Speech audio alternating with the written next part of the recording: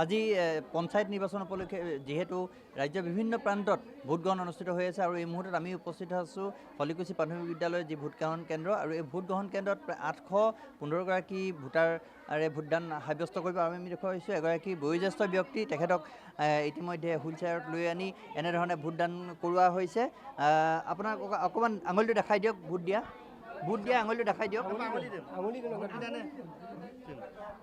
আপুনি ভোট দিলে?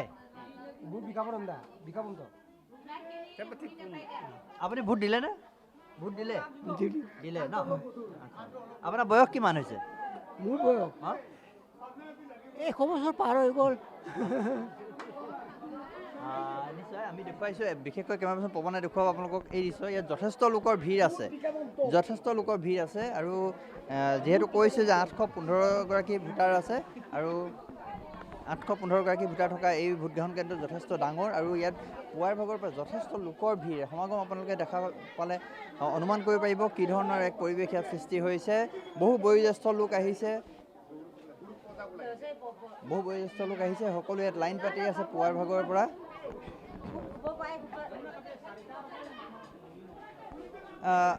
আপোনাৰ পৰা জানিব বিচাৰিছোঁ এইটো ভোটগ্ৰহণ কেন্দ্ৰত কিমান ভোটাৰ আছে আৰু কেনেধৰণে পুৱাৰ ভাগৰ পৰিৱেশ কেনেকুৱা দেখা পাইছে? ধন্যবাদ। ইয়াতে আমাৰ হলিকুছি প্ৰাথমিক বিদ্যালয় ইয়াতে ভোটাৰ্ছ আছে আপোনাৰ 815টা। PS নাম্বাৰ হৈছে 128।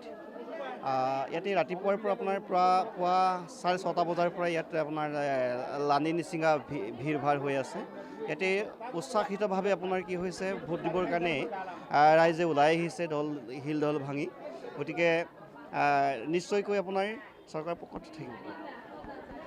নিশ্চয় আমি পুনৰ দেখুৱাইছোঁ, যিহেতু কেমেৰাপাৰ্চন পৱনে দেখুৱাইছে এগৰাকী বয়োজ্যেষ্ঠ ব্যক্তি তেখেতক ইতিমধ্যে আনি ভোটদান সাব্যস্ত কৰোৱা হৈছে আৰু এনেধৰণে বহু বয়োজ্যেষ্ঠ ব্যক্তিক আমি ইয়াত দেখা পাইছোঁ যিসকলে ইতিমধ্যে লাখুটি লৈ আহিছে, যিসকল আৰু আন কেইবাগৰাকী বয়োজ্যেষ্ঠ লোক আমি তলত ৰখি থকা দেখা পাইছোঁ। তেওঁলোকেও নিজৰ ভোটাধিকাৰ সাব্যস্ত কৰিবৰ বাবে আহিছে।